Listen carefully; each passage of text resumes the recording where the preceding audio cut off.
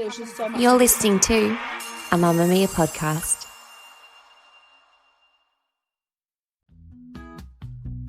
I'm trying to find my way back to the gym. Don't get me wrong, I know where it is. I'm not lost, wandering the streets, hoping to stumble into a spin class somehow. I'm just trying to put exercise back in my regular agenda. The one that includes work and dinner and washing and kid taxiing and work and commuting and couple time in front of Netflix and work and dog walks and sports sideline cheerleading and work. Exercise has been there before, and like almost everything that's hard but good, once I've found my sweet spot, I am always glad I did. What seemed impossible to do comes to be impossible to miss. But right now, I'm trying to find my way back to the gym. This time, for all the right reasons. Not to whittle and shrink to be tiny and tight. Not to berate and punish and pound. Not to look hot and cute and snatched and cut in some expensive, tasteful, oat-coloured activewear, which, let's face it, is particularly lucky. But no, because of what it will give grown-up me. To make a different kind of promise. To move you because I love you. To make you stronger and because you matter. To give you some time so you can have more of it. And to make the time we have more meaningful. I just have to find my way back to the gym. Hello, I'm Holly Wainwright and I am midlife, mid-family, mid-squat. I want you to meet someone. But first, I want to welcome you back to Mid, your show for Gen X women who are anything but.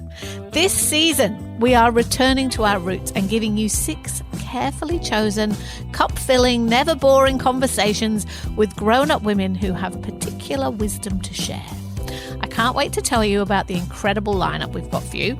But first of all, I'm going to introduce you to our extraordinary guest on episode 1. You might have already met her, actually, because the woman I'm talking to today is the definition of viral. Or at least the first thing she eats every day has gone completely viral, and once the internet cottoned onto that, they wanted to know what else she knows that we don't. Dr. Stacy Sims is the favourite exercise expert of grown-up women in 2025. You might have seen her or heard her on the Mel Robbins podcast, and her appearance on that went viral, not least for the breakfast I talked to you about earlier. But the main reason everybody loves Dr. Stacy Sims is because she is actually an expert, not just someone who understands how algorithms work. She's an exercise psychologist and a nutritional scientist. She's a PhD and she's an author and a speaker, and she really knows her shit. And also because this is her mantra. You deserve to feel healthy, vibrant and independent now and well into old age. Did you hear that, my friends? You deserve it. And a whole lot of the exercise noise that can be so loud it actually pins you to the couch in confusion. Stacy Sims says it's bullshit. Her expertise in female-focused exercise and nutrition has made her formidable in her argument that a lot of what we've been told that we have to do to be fit, to live long, to be well, was never advice meant for women. Women are not small men, she says, when it comes to health doctrine. And just shrinking and pinking up advice and equipment meant for men does not serve us. Like what, you ask? Well, we're going to get into that, but think ice baths, fasting, and slamming yourself with the kind of cardio that leaves you spent. Stacy Sims is exactly who I needed to hear from as I tried to find my way back to the gym. So here we go. And yes, she is going to tell us about that viral breakfast. Be patient. But before we get started, I need to make this clear. The information discussed in this episode is not intended to replace professional medical advice. Supplement availability, safety and regulation vary between countries, including Australia. You always need to seek guidance from your GP or a pharmacist and ensure that any therapeutic goods are listed on the Australian Register of Therapeutic Goods before you go near them. Welcome, Dr. Sims. Can I call you Dr. Sims or shall I call you Stacey? Oh, call me Stacey, please. Welcome, Stacey. Tell me, when did you realise that no, in fact, women are not small men? Probably my second year of university. Tell me about that. Yeah, so a seed had been planted by my father right when I was getting ready to graduate from high school. I grew up in a military family, and the question always is, you're going to university, what are you going to do? What are you going to study? And I told him that I didn't necessarily want to go to university, that I wanted to be a Navy SEAL or Army Ranger. And he's like, well, you can't. And I was like, why can't I? And he said, because you're a girl. And I was like, what? And this was the very first time that anything in that nature actually came to a pointed conversation, like came out in the open, that there are certain things you couldn't do because you were a woman. So that seed was planted. And then when I went to university and I was on the crew team and I was rowing and I transferred into exercise physiology and metabolism and started realizing that all the things that we were learning, there was no representation of women. Textbook pictures were of men. It was either him or they. It was never her. If there was a conversation about female athletes, is always the pathophysiological aspects of iron deficiency, the female athlete triad. But there was nothing that was representative of me or my teammates or any of the other hardworking female athletes that I knew. So the seed from my dad saying you can't do that because you're a woman into understanding metabolism and exercise physiology with no female representation really started pushing this idea in my head that, wait a second, where's this data coming from if people are saying that women shouldn't be in sport, if women shouldn't be successful in these kind of physical parameters? To be at university doing what you're doing and to also be the kind of young woman who says to their dad, I want to be a Navy SEAL, you obviously have always been very sporty, very disciplined, very competitive. Is that fair to say? Where does that come from? Did you grow up that way? And were you competing against boys and men up until that point and on par? I think, well, I grew up and we are a very close family. I have an older sister. My older sister, I love her to death, but we're very opposite. And we used to kind of compete with each other when I was growing up. But then I was more of a tomboy. I was out building forts and jumping out of trees. And a lot of my friends as a kid were boys just because of the nature of growing up in a military family. And then I was running cross country in high school and I was playing co-ed soccer. And there wasn't any real determination that this is the boys and this is the girls. It was like I trained with boys, I trained with girls. Some of my good friends were guys, some of my best friends were girls, and we all did the same thing. And yeah, competitive in academics, competitive in sport. And that was kind of like the drive and the question of why and trying to find answers. So everything has always been this push to understand and asking the question why if I don't understand or try to find the answer. So that kind of fed through to all of the things that I was asking when I was going through university. You talk a lot, and we're going to get to this obviously, about the not small men and all kinds of reasons why women haven't been studied and embraced enough by that community. But do you also think, and I wonder if you were a bit like this when you were young, I certainly, the age that I am, we spend a lot of time going, we are as good as the guys, we're just the same, we can work as hard, play as hard, party as hard, like whatever it was, right? Yep, exactly. And it feels like now there's a sea change a little bit, led by research like yours, that's saying, no, we're not the same. We need different things, but it's certainly not a less than, worse than, not as strong as. We need to stop looking at it in that binary way. Is that kind of what you came to when you began to explore this? Yeah. And part of it also was if we are training according to male data, we're not reaching our potential. So we don't actually know what is the limits for female physiology because it's never been pushed that way. So as I was a high performing athlete, and then I started working with Olympic caliber athletes and coaches, it's like, we actually don't know what the physicality limits are of female athletes because it's never been studied. Everything that we apply right now, even today, through recovery metrics and certain training metrics and what we're looking at from heart rate variability and training stress is still based on male data and male algorithms.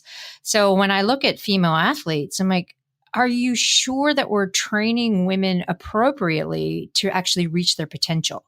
And that's the common thread that's been going through everything. It's like, are we treating women with the correct dosage of pharmaceuticals to actually improve their outcome from things like cancer or trying to prevent Alzheimer's and all these things that are coming out in popular media? Because again, when we're looking at the research and now we're looking at AI, it's still through a patriarchal lens and it's still through that male data.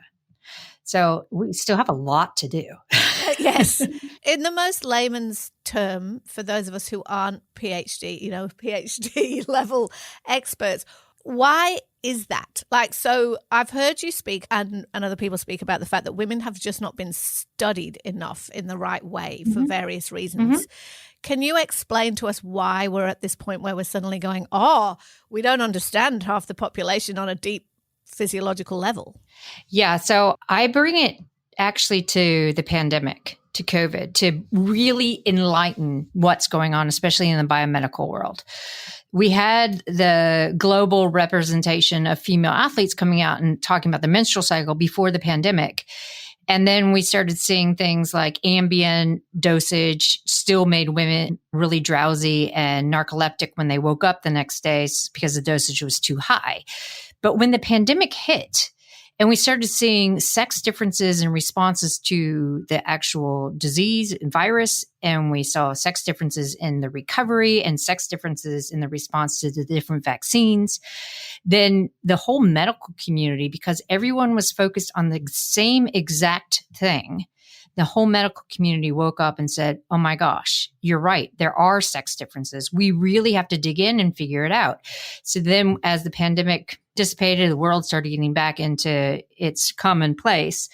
People went back to their research, people went back to their practices, and they're like, oh, okay, now we see when women are coming in and women stopped being as gaslit as they were before.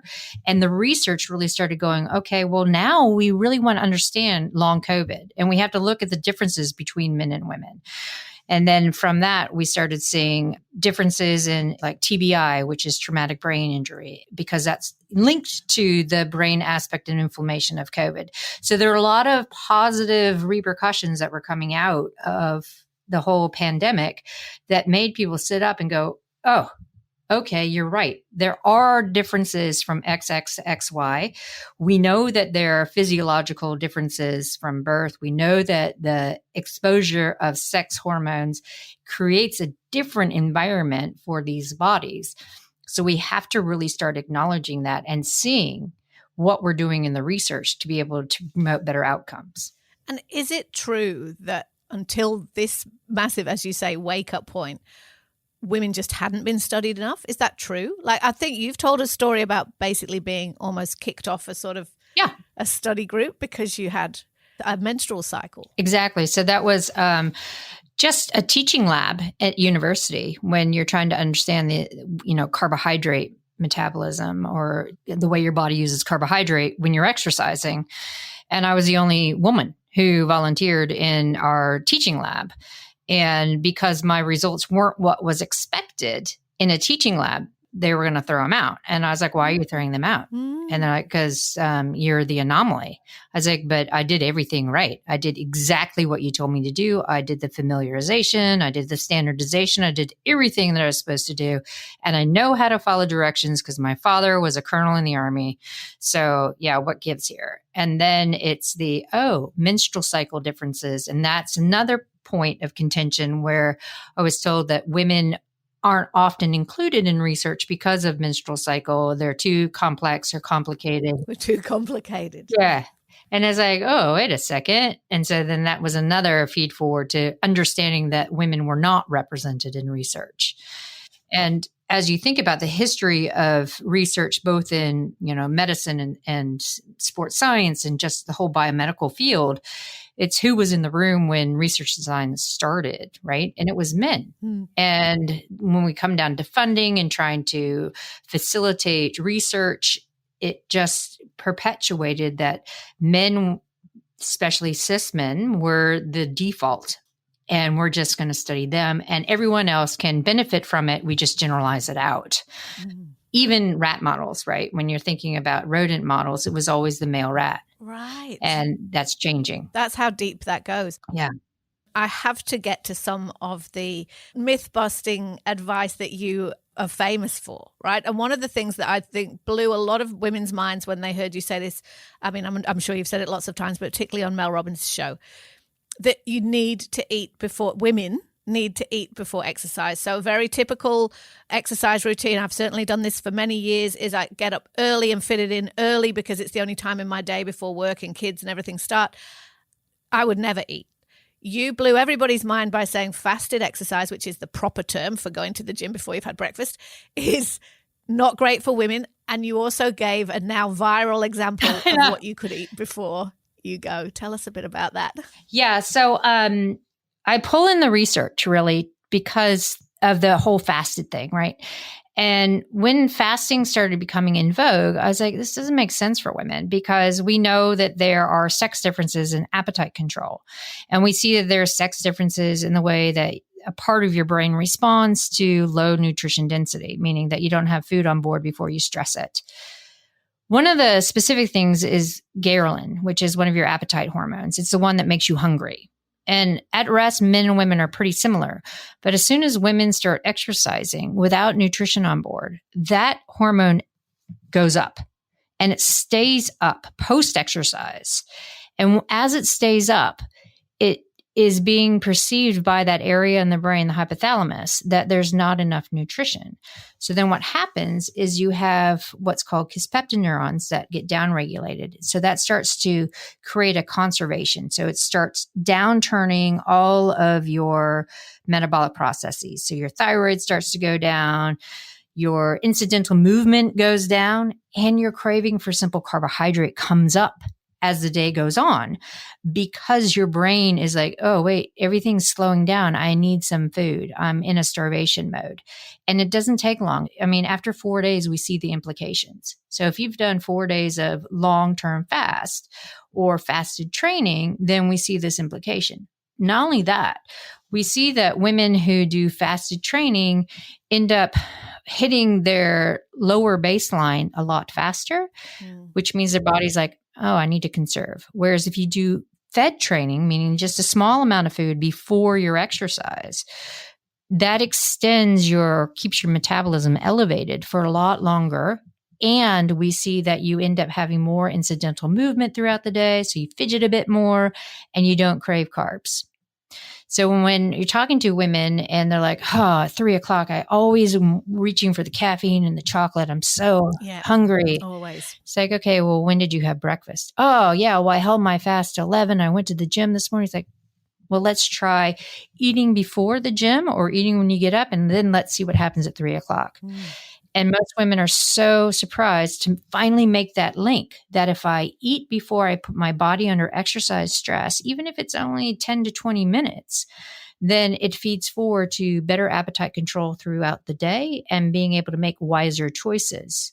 For men, it doesn't work that way. This is all feels very linked to this idea that women have always been, eat less, eat less, eat less, and I've heard you say often, no, you need to be eating more of the right things. Yeah. I mean, right things, that's the wrong language too, but to be eating well for fuel, that often women are under eating and overtraining. Absolutely. Yeah. And people don't realize it. Because a lot of women say, I'm not hungry when I first get up. And then when we're looking at that learned behavior of not feeling hungry in the morning, then you're not eating, you go training and you're still not hungry because your appetite is a little bit muted from exercise, especially if it's intensity exercise. And then you're trying not to eat a lot because you've been conditioned not to eat a lot.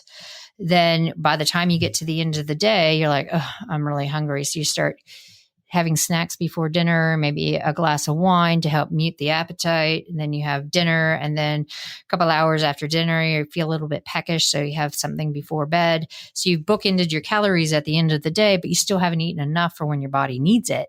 So your brain thinks that you're in a starvation mode and it starts that conservation. It also shifts your circadian rhythm. And when we're talking about circadian rhythm, all of our hormones are related to different cellular responses to day and light and food and no food. So if you aren't eating first thing when you get up and you're exercising and then you're delaying food intake to 11 or 12, you've effectively shifted your circadian rhythm.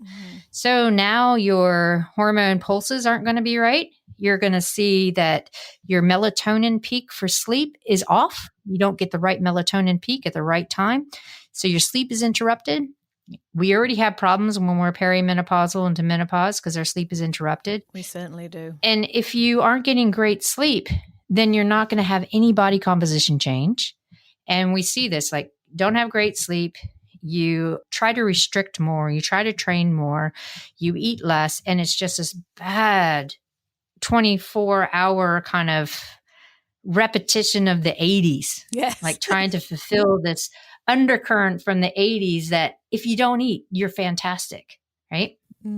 You've said it so many times, and there is a little recipe for it on your Instagram, but you went viral with your protein coffee. Yeah. You have to tell us very quickly, just because one of the reasons why I think women love this so much is the idea that it could be something small and easy that you sort out the night before. Tell us what you eat before you train in the morning. Well, I, am a 70s baby, so I grew up in that whole era of not eating, and I don't ever really feel hungry till about 10 or 11, but I know that I need food before training first thing in the morning, and I love coffee. So I was like, okay, well, if I put protein and almond milk and have it as a latte first thing in the morning, cold latte first thing in the morning, then I get my coffee caffeine boost as well as some nutrition. And people would always ask me, well, what do you have before training? I'm like, protein coffee. And then finally I was like, okay, this is how you make it. Double espresso. You stir in protein powder into your cold almond milk, pour it in, and then put it in the fridge overnight. And then when you wake up, boom, ready to go. It's like a little pot of creamy, proteiny goodness. It is. Can I ask you, if the women listening to this now, and as we've discussed, I mean, they're at very different stages, if there's one thing you want to leave them knowing about their body that would change everything for them, what would you like to tell them? That the body is not an algorithm, and it's an amazing feat of engineering. And if we take care of it by listening intuitively and then applying different stresses when we need to, that we can completely reframe how we think and how we age. What I mean by that is like, okay, we've been conditioned to do all these things, right? So if we take a pause and go, you know what? I'm going to do some strength training, and it doesn't have to be heavy lifting, but I want to do some strength training because I want to reduce my cognitive decline risk. I don't want to get Alzheimer's when I'm older. I don't want to have a little bit of dementia when I get older. And I know that if I do some strength training, not only is it going to improve the brain functionality, but it's also going to give me lean mass. Okay, so that's one thing that I can do. And when you start reading about the research with lean mass and the strength training and feeling better and better gut microbiome and better gut brain connection and, taking up space, it's a no-brainer. It's like, let's just add that extra 20 minutes, 3-4 times a week. And own that for myself, because if I don't show up for myself, then I can't show up for other people. My conversation with Dr. Stacy Sims continues after this little break. I wanted just to sort of bring home the consequences of this massive sort of women are not small men revelation. You say that it goes for things like the way we're marketed to. So, make a weight a little bit smaller, make it pink, say it's for girls, Like, tell me a little bit about that, like the implications of just treating us all as if we are small men in terms of we haven't got the right tools. Yeah. I mean, simple things like crash test dummies in cars, they're not representative of the female body. So when we're thinking about the way seatbelts fit and how the actual car is fitted around the body that's supposed to be driving it, it is a male body that has just been shrunk to be a 5'2" or 5'3" body instead of actually looking at the anatomical differences of our hips, our shoulders, our femur length, all the different biomechanical differences and center of gravity differences, and the way that a female body will come forward in a crash. That's one of the major implications. Is like how is a female body going to survive some of these crashes when they're all tested on male representation of bodies? Then we think about like in the sports industry. And when I was developing sports products and saw that really everything out there based on male data and then marketed to women is a shrink and pink, right? Make a protein bar smaller, add some soy, add some color to it, make it look very feminine and call it a female bar. Really, it's just a male bar that's shrunk. None of that has changed. You look at that, nothing that says it's female specific, especially in nutrition, is really female specific. Most of the research that's been done on supplements has been done on men. There's very, very few studies that have been done on women, except for creatine and caffeine and protein. So when we're looking at everything that's out there, and that's one of the things with all the longevity information that's coming out, it's all male centric. So we don't actually know how this works for women yet. I've heard you talk about, and we know that it's true, that a lot of young women fall out of regular exercise around adolescence and puberty and menstrual cycle kicking in. I have a 15-year-old daughter. She is wildly sporty. It's wonderful. Love it. She's competitive. She plays team sport.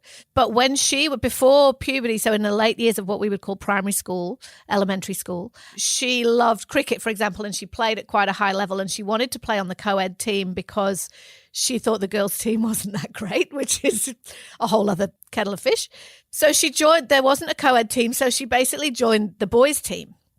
But when she was on the boys' team, A, they weren't very welcoming to her. No. B, she learned pretty quickly that at that age where people's bodies were changing quickly, her skills and their skills were quite different in terms of power. And she basically dropped out. She dropped out of that. She doesn't play cricket anymore. She plays other things happily. But it's a common thing, right, that girls, when they do begin to realize their bodies are shifting and they do have their eyes open to go, oh, there's a difference here and the boys are like this about sport and we're encouraged to be that about sport. It means that we can often lose sight of this very important passion, right? Yeah, absolutely. And again, it's a lot of it is how we are looking at puberty for girls. So my daughter's 13 and we had to go to a high school open house last night. And we went to this one class and the teacher was saying that there were only 3 girls in this, and it was information and computer stuff. And he said the only reasons they battled it out. And I asked this question with the eye of, it's part of the same thing that's happening with sport. I was like, what are you doing to reduce the barrier of entry to this for girls? So they don't have to battle it. Right. Nothing. They're not doing anything. The girls that are there were there because they're the only 3 girls in the class and they wanted to be representative for young girls coming in. So I asked them, I was like, what are you guys doing to reduce the barrier of entry to this? And they said, we're just showing up. And I was like, okay, but that doesn't necessarily encourage other girls to come in. And it's the same thing with puberty and sport. It's like, what are we doing to reduce the barrier? Nothing, because everything is still viewed through the boy is the model and the default outside of that. If you don't match what's happening with the boy, then you're not good enough. Whereas I'm taking it from, we have to reteach what's happening here in puberty, right? We have to look and explain that girls' bodies are changing because of reproduction. Like the body is changing to allow for a uterus to be housed properly. So our hips are widening. The shoulder girdle widens to match the hips. We see that girls' limbs grow faster than their core strength does. So they're ungangly. We're having a change in our muscle fiber and our muscle fiber activity. So we lose the power and the strength, but it's all temporary. So if we bring it back to, if we're educating the coaches and we're educating the parents and we're also telling the girls that this is just a temporary decrease in power and performance, then we can change it up and do more functional movement. So we can get them strong through their new biomechanics. If we're looking at how are we squatting, how are we running, how are we increasing our posterior strength into a cutting motion for things like football so that we don't get injured. So we have to be a bit more specific. It doesn't mean more complex. It doesn't mean more complicated. It just means that we have to take away the whole, this is how it's been done through the male lens, through the male sport, and say, you know what? Okay, we know that girls respond differently. We know that we have to have a positive sporting environment, and we're not going to pick people out. We're not going to make them do corner kicks by themselves. We're going to have a double corner kick so the girls don't feel like they're being identified and singled out, because they don't like that. The boys respond to that, but the girls don't. I want to get on to some of the wisdom that you have become very famous for. It's amazing the impact that the conversations that you've had have had on a lot of women that I know in my world. There are a lot of women who will be listening today, Stacey, right? They will be across the board. Some of them they'll be training every day. Love it. Very invested in that. Some people will be, we go to the gym twice a week, that's what we can manage. Some people will be, and this is a little bit where I'm at the minute, to be honest, on the brink of trying to jump back into some kind of regular exercise that we know is good for us, but you know how it can fall out of your routine. Yeah. So there'll be a wide range, people who love exercise, people who hate exercise. Taking all that into account, what would you love women at a basic level, all of them, to know about the power of exercise? So I had this conversation with a couple of friends this morning where we're getting really frustrated with all the longevity and health span information that's coming out, because they're looking at the 1%. They're looking at, let's use methylene blue, let's use all these supplements, let's biohack all of this. But if we look and go, you know what? Exercise does all of that. Mm-hmm. And it depends on the dosage and the mode and the resistance training types that you might be doing. But if we were to focus and bring the idea of exercise not being something you have to do, but something that your body responds to really well to improve your health span, then that is way more powerful than going after that 1% of all these little biohacks that the upper socioeconomic class is being pushed towards. So exercise, the reason why people don't like it, it's uncomfortable. Yeah. Exercise in itself is not comfortable, but that's because we have now become a society, and it's global, where everything is comfortable. We sit in a climate controlled room. We have access to water and food whenever we want. And if we don't like plain water, then you can go buy something else. You know, it's relatively cheap, and we're never uncomfortable. So our bodies are not designed to be that way. Our bodies are designed to be challenged. And with challenge, we adapt. So yes, exercise is uncomfortable, but after a few sessions, you're like, okay, I got this. And it's because your body's adapted. So you want to change it up. Because if we embrace the uncomfortable, or as a lot of my kid and her friends say, embrace the suck. Embrace the suck. Then it doesn't become so sucky. It actually improves everything around you.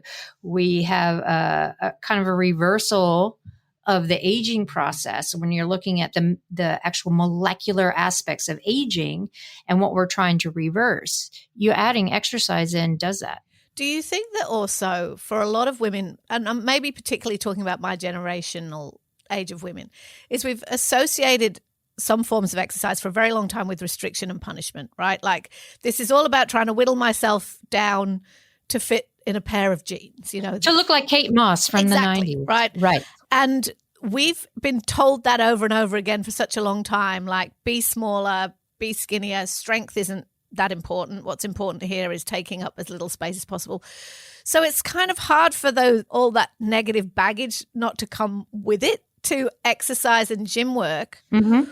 Where really what you're saying is we need to shift our perspective to realizing all that it can give us. Is that fair? Exactly. To reframe it. Yes. Because, we grew up in the 80s and 90s, right? With all the eat less, calorie restriction, don't have this, don't have that, fat burning classes. You have to push through the pain, you know, what's the expression? No pain, no gain, sweat. And so it's been this very negative connotation to get to a point where you're not really happy because you've had to have all this restriction. So I really like my friend Gabrielle Lyons. She's always, it's not about what we're losing. It's about what can we gain. So if we want to gain health span, we want to gain energy, we want to gain better sleep, we want to gain better community, we want to gain better relationships, then it comes down to building muscle and eating food and allowing our body to be flourishing with the proper tissue and mind-body connections that we get when we do different types of exercise. There's a lot there that I want to grab onto, but can I just ask you about the word you just used, health span? Yeah. So when you talk about health span, you mean, as you've already mentioned a couple of times, there's this big focus at the minute on longevity. But what most ordinary, in inverted commas, people seem to want, from where I sit, is they want to live better for longer, right? So is that what we're talking about when you use the term health span? Like living in good health for as long as possible? Exactly. Because when we talk about longevity and you're seeing all the people that are putting stuff out there, they're like, oh, let's live to be 120. It's like, well, why would you want to live to be 120 if you're not self-sufficient? Yes. Right. And so when we talk about health span, we're talking about living out your natural life and your natural longevity, whatever that is from a genetic standpoint, but optimally, like being independent, being able to carry your groceries, being able to drive yourself around, being able to go for a walk and not worry about potential falls, like being robust as you get older. So you're getting older, but you're not aging. My conversation with Dr. Stacy Sims continues after this little break. So we're in this mindset shift, as you were just saying, think of all the wonderful things that exercise can give us rather than the restrictions that we've kind of imposed on ourselves. So I want to get to some of the things that you have, your research areas that you have really opened up for women now. So should women who are training at whatever levels, and I mostly want to talk about relatively or ordinary women, but should women be training differently at different times in their cycle? In their menstrual cycle or their life phase cycle? In their menstrual cycle first. Is that true? Yeah. From a molecular standpoint, we see that your follicular phase, so day 1 is your first day of bleeding up to ovulation. You have the opportunity to really push hard and regenerate muscle tissue and be more stress resilient because that's how the body is trying to be up to ovulation. But the caveat is there are so many anovulatory cycles nowadays that we can't really determine what phases you're in. And we also see there's such variation, individual variation in our ratios of estrogen and progesterone. That's really hard to put a blanket statement out. So the apps on our phones that might be saying you are in your luteal phase or whatever they're saying in that is not really enough to be getting scientific with. No, not at all. So don't get too hung up about it. Is that what you're saying? Exactly. They're you're looking retrospectively. So they're sort of trying to predict from your own data, but they don't actually know. So when we're looking at your menstrual cycle, the best thing to do is if you're using an app, then use that and take it with a grain of salt when they say that you're in your luteal phase. But really track how you're feeling, because over the course of 3 cycles, you're going to see your own individual pattern. And instead of, because we're so used to blaming ourselves for things, because that's how society has made women, blame yourself for everything and don't take ownership of your body changing because of hormones, but it's something you did. So if we're looking at our patterns, it opens it up and say like day 18 or 19, you always feel super flat. If you're not tracking, you don't know that. So then you'll go to a fitness class you normally go to and go, what is wrong with me? What did I do? When it's not what you did, it's your hormones are changing. And on these particular days of your menstrual cycle, you always feel a bit flat. So if you are able to track that, then you know that you're not going to try to go to a high intensity class on a day you don't feel optimal, that you go the next day when you feel like you can push the top end of things, because then you're going to get a better training stress. You're going to feel better about yourself and your body's going to respond in kind. But without tracking and understanding your own patterns, we always get into this blame factor. Yeah. And it's not beneficial. So put the apps away with all the stuff they tell you, because the language isn't appropriate either. You see a lot of things like, oh, you shouldn't do this. And I get very frustrated with the language output because, again, it's through the male lens. Right. Listen to yourself is what you're saying, tracking your, Yeah. And let's go into life cycle. So women who are around I'm just about menopausal now. I've been in peri for a long time, as we much discussion of. But women who are, I would say 35 plus, are being very much told now, the cardio you've been doing forever all of those spin classes, all that just run, run, run. It's time to switch it up. Mm-hmm. I feel like that message has become quite mainstream, which is great. But can you explain a bit to us why and what that should look like? Yeah. So the whole cardio thing is the hangover of how we grew up and all the messaging that we had of calories in, calories out. If you want to get smaller, you have to burn calories.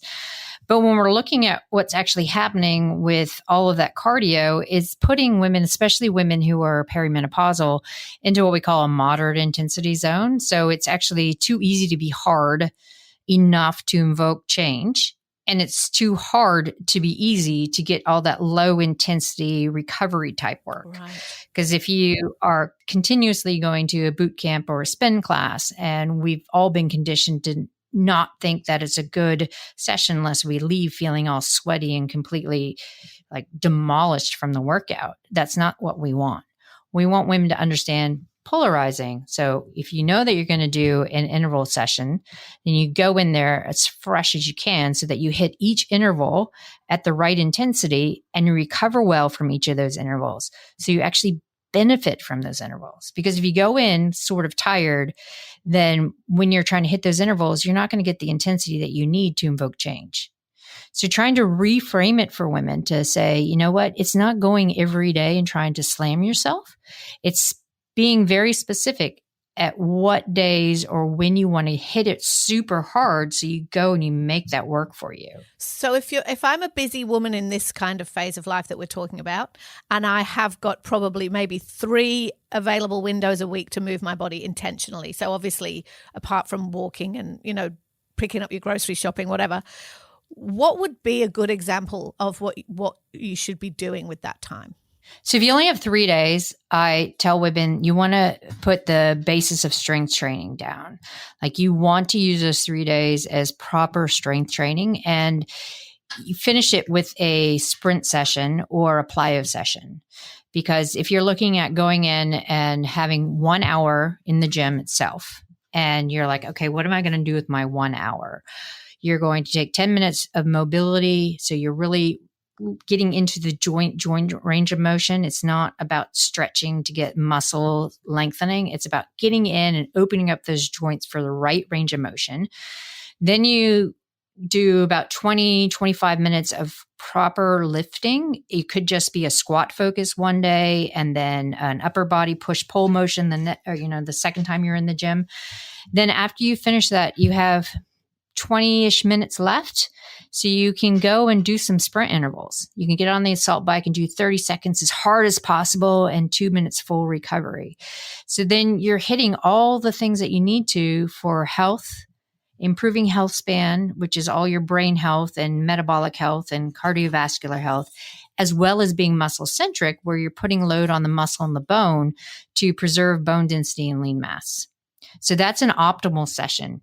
Why is it so important to be building muscle? This is something that we're hearing so much at the minute about lifting. Why? There's 2 things, really. If we are lifting, then we are putting direct stress on the bone to maintain and build bone density, because we see that women around menopause and the 5 years after stand to lose up to 10% of their bone mass if they are not doing anything. Right. And it's really important that we maintain our bone mass. The other thing about lifting and building muscle is very metabolically active. So it works as a glucose sink. So we see that women who are in perimenopause, postmenopause are more insulin resistant. And we see one of the big factors that happens with menopause and why there's so much research on we call the public burden diseases after menopause, cardiovascular disease, metabolic syndrome, diabetes.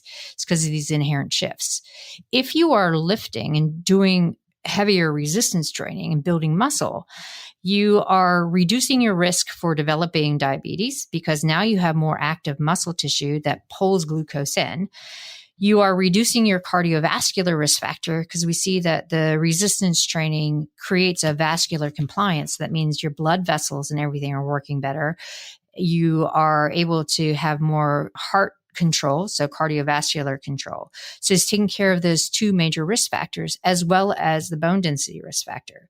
So it's not about, oh, I hate lifting, I'm going to get bulky. It's about what am I doing to reduce all my risk factors and to make myself really super strong so that I can live independently. It must also, I don't want to be shallow about this because as we're saying, we want to very much be linking this to our health, but it must feel good to be physically strong. Absolutely. As you are, I think, Stacey. Like, it must feel good to have your arms. Like, I'm just going to say it. You must feel like you could take care of yourself. You could lift things. You're like, it must feel great. Well, I kind of laugh about that. Like, everyone talks about my arms, but that comes from like a long history of strength training because I've been doing it since I was 16. I was on the varsity crew team, so rower and swimming and all that kind of stuff. I tried to lose it when I was bike racing and it didn't really work very well. But there is a genetic component and a long training history. But when I can now rock into the gym, and it used to be I'd rock and no other women would be on the lifting platforms. Now I'm like, oh, I have to wait for squats. What? But it's so great. It's your fault, mate. It's your fault. I know. That's okay. But I love seeing how empowered women feel and how strong and confident they feel. Because if you have muscle, especially working on your postural muscles, you're upright, right? So you stand better, your shoulders are back, and you can breathe better, and you're taking up space whether or not you know it. And so that confidence comes from better posture, and confidence comes from the ability to be strong. And not only that, we're improving neuroplasticity, which improves all the components in the brain, which feeds forward to better confidence and better mental acuity. Is it ever too late? I wanted to ask you. I've heard you say that you wish that young women understood the importance of weight training and let go of these ideas about bulk and, whittle yourself down with cardio earlier. But if you are, and obviously I'm definitely not asking this for me, but if you're like 50-ish and you're listening all these messages for the first time, and I really have never lifted weights apart from the little pink ones in the pump class that, I used to do. Yeah. And the little pink ones, the little ones that are on the back of my exercise bike. Is it ever too late? And it also sounds quite intimidating when people say lift heavy.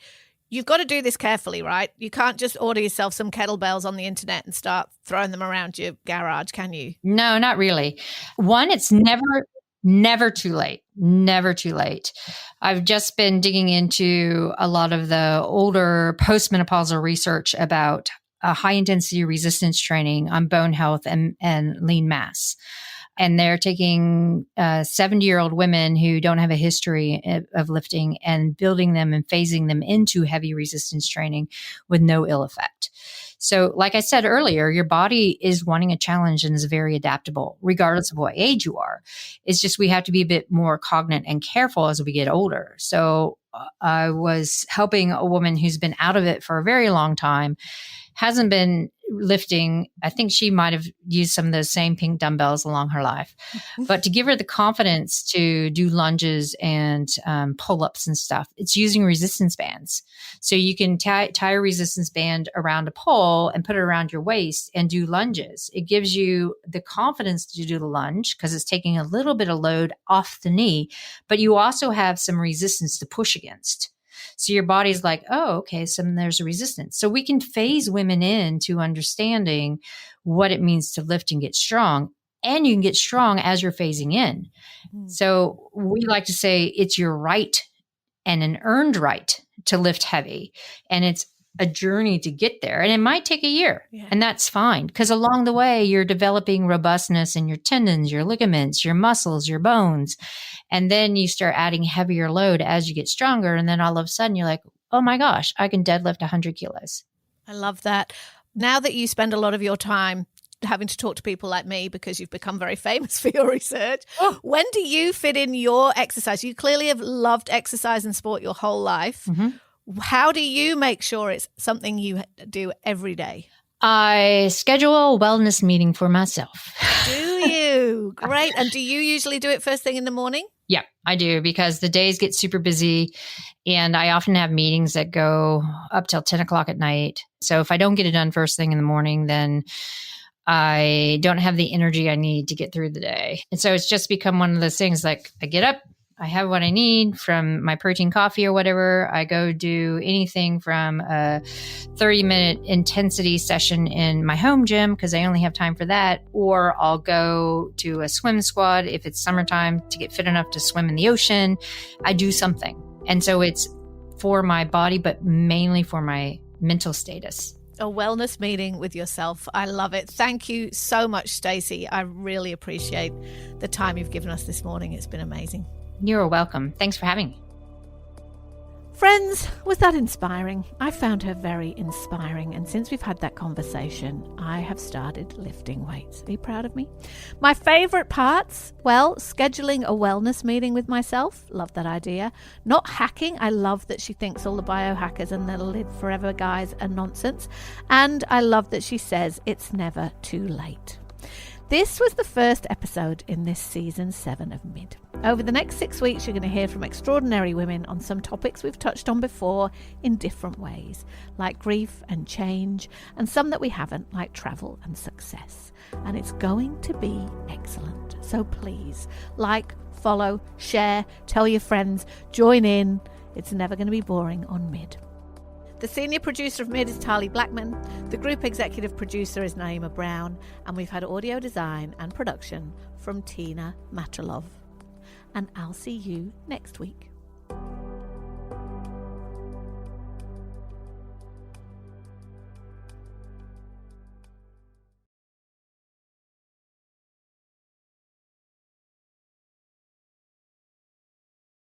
Mamamia acknowledges the traditional owners of the land we've recorded this podcast on, the Gadigal people of the Eora Nation and the Wonnarua people. We pay our respects to their elders past and present and extend that respect to all Aboriginal and Torres Strait Islander cultures.